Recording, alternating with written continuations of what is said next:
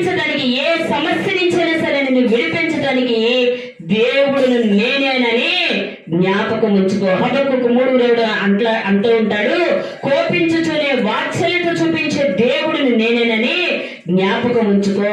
మనం ఆయన సేవకులమని, ఆయన సేవ చేస్తున్న మనల్ని ఆయన మర్చిపోలేదని జ్ఞాపకం ఉంచుకో అంటాడు. ఒకవేళ ఈ టైంలో కనుక మనం గుర్తుంచుకోకపోతే, లోకసువార్త ఒకసారి చదువుతారు. లోకసువార్త 16:25 ఒక వ్యక్తికి గుర్తొచ్చారు. ఎప్పుడు చదవనమ్మా లోకసువార్త.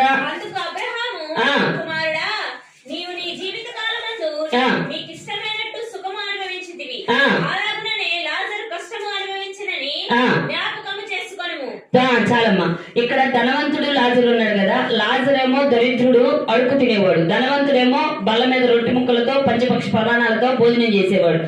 ఇక్కడ నేను దేవుడునని నువ్వు జ్ఞాపకం చేసుకోకపోతే, ఇక్కడ నేను నడిపిస్తున్నానని జ్ఞాపకం చేసుకోకపోతే, ఇక్కడ నేను పాపం నుంచి విడిపిస్తానని జ్ఞాపకం చేసుకోకపోతే, ఇక్కడ దేవుడిని నేనేనని నువ్వు జ్ఞాపకం చేసుకోకపోతే, ఇక్కడ జ్ఞాపకలో లేని నీవు ఒక చోట జ్ఞాపకం చేసుకోవాల్సి వస్తుంది. అది ఎప్పుడనంటే నరకంలోకి వెళ్ళాడంట ధనవంతుడు.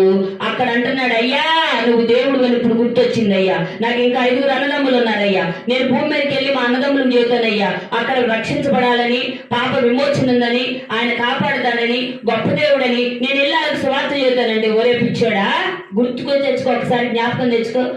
నీ యొక్క బల్ల దగ్గర రొట్టె ముక్కలతో బతికిన లాజరు ఎలా ఉన్నాడు, నీవు బల్ల మీద కూర్చున్న నువ్వెలా ఉన్నావు, అప్పుడే చెప్పే జ్ఞాపకం తెచ్చుకో, నేను గొప్ప దేవుడిని, జ్ఞాపకం ఉంచుకో అంటే మర్చిపోయావు. నన్ను గుర్తుపట్లా, అసలు గుర్తుకే తెచ్చుకోలే, నాకు టైం కూడా ఇవ్వాలా, ప్రార్థనే చేయలా, నా వైపుగా చూడలా. మరి ఇప్పుడు అంటున్నాడు, అప్పుడు జ్ఞాపకంలో లేదు కాబట్టి ఇప్పుడు జ్ఞాపకం తెచ్చుకున్నా టైం లేదు అన్నాడు.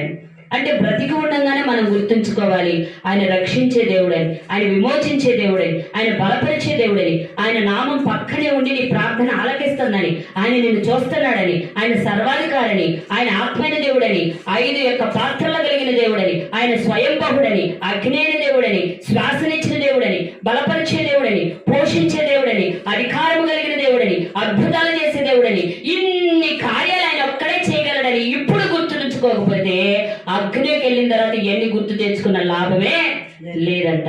ఆయన అంటాడు, ఒక చక్కటి మాట చదివి ముందుకెళ్తాడు.